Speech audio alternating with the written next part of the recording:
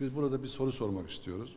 Barışçıl yollarla şu anda çözüm isteyenler, derhal ateşkes isteyenler, şimdi diyaloğu hatırlayanlar, Dağlık Karabağ ile Azerbaycan'ın %20'si işgal altındayken, Hocalı'da barbarlıkla, hak hukuk tanımadan, çocuk, kadın, yaşlı demeden binlerce masum insan katledilirken, milyonlarca insan evinden, yurdundan edilmişken, 30 sene boyunca bu kişiler neredeydiler?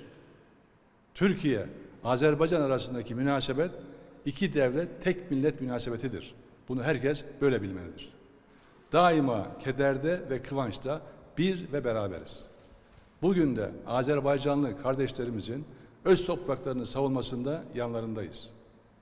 Ermenistan derhal saldırılarını durdurmalı, yurt dışından getirdikleri paralı askerleri, teröristleri geri göndermeli ve işgal ettikleri Azerbaycan topraklarını boşaltmalıdır.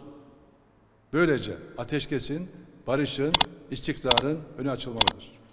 Temennimiz budur.